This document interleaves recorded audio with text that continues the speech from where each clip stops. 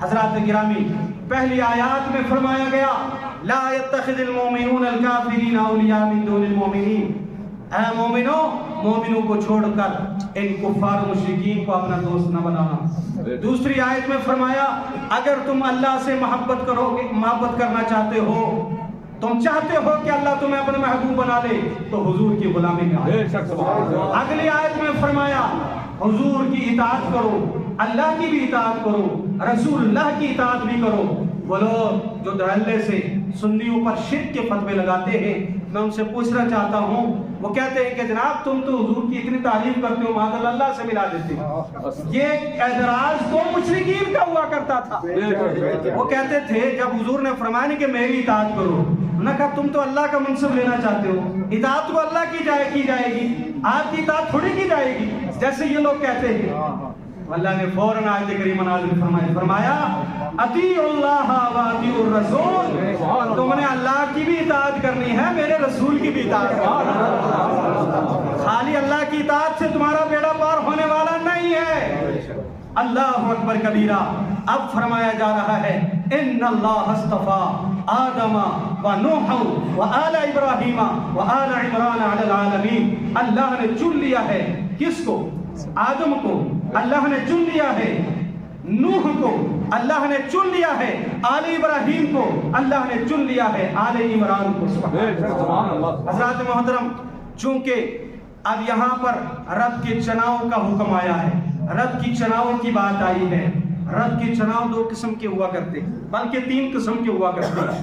ایک وہ چناؤ جو عام ہے، ایک وہ چناؤ جو خاص ہے، ایک وہ چناؤ جو اخص الخاص ہے۔ کتنے ہو گئے؟ تین قسم کے۔ جو چناؤ عام ہے اس کا نام ہے انبیاء کرام کی ذوات۔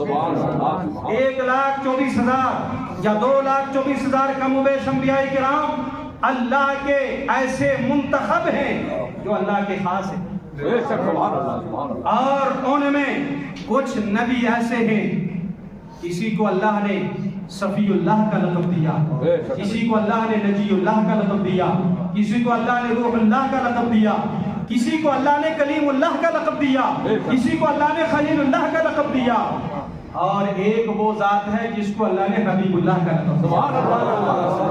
یہ خاص ہیں، اور جو اخص الخاص ہے اس ذات کا نام ہے محمد الرسول اللہ صلی اللہ تعالی علیہ وسلم۔ اب چونکہ یہ بڑا پرانا پیٹ میں درد ہونے والا اعتراض تھا کفار و مشرکین کا کہ جناب والا ہم نبیوں کی اطاعت کیوں کریں، یہ تو ہماری طرح ہے، معاذ اللہ ثم معاذ اللہ۔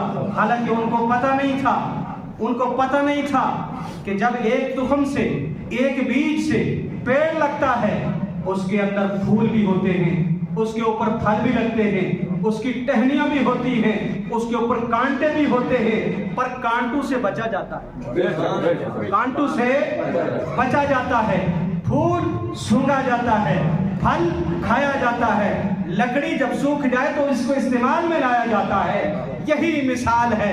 تم نے سمجھا کہ سب برابر ہیں، نہیں سب برابر نہیں ہے، تو سب آدم کی اولاد، مگر اس دنیا میں آ کر کچھ منکرین اسلام ہو گئے، ان سے ایسے بچو جیسے کانٹوں سے بچا جاتا ہے، اور کچھ پھول کی مانند ہیں، ان کا نام ہے انبیاء کرام علیہ السلام کی ذات۔ ان سے محبت کرو جیسے پھول سے محبت کی جاتی ہے، اور کچھ پھلوں کا کام دیتے ہیں، یعنی مومنین مومنات، مسلمین مسلمات، ان بھائیوں سے محبت کرو، اللہ تعالیٰ اس محبت کے صدقے میں تمہارا بیڑا پار فرما دے گا۔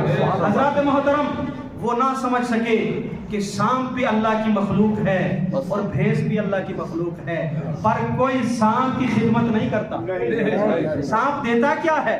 بلکہ جہاں مل جائے بچے بھی اپنا ڈنڈا اٹھا کے اس کو مارنے کی طاقت میں رہتے ہیں، بولا ہے کہ نہیں؟ لیکن بھینس کو کوئی نہیں مارتا۔ سبحان اللہ۔ تو صحیح اگر نیندر آ گئی، پیچھے ٹیک لگ گیا تو وضو ٹوٹ جاتا ہے۔ خدا نے واسطہ ذرا سنو ذرا، سبحان اللہ سبحان اللہ، توجہ ہے، ذہن میں رکھیں، جو اگر ٹیک لگ کے ہم سو گئے، ٹھیک ہے، تو ہمارا وضو ٹوٹ جائے گا، ٹھیک ہے، اور اگر ایسے سو گئے کہ آپ کے اوپر غنود کی طاری ہو گئی اور آپ ایسے گر گئے تو آپ کا وضو پھر بھی ٹوٹ جائے گا۔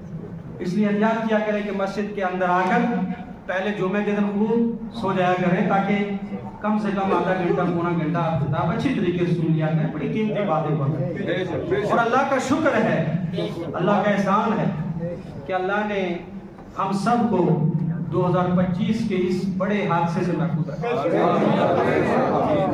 फिर भी नींद आती है, मुझे समझ नहीं आती, ये तो LOC है, यहाँ तो नींद नहीं आनी चाहिए।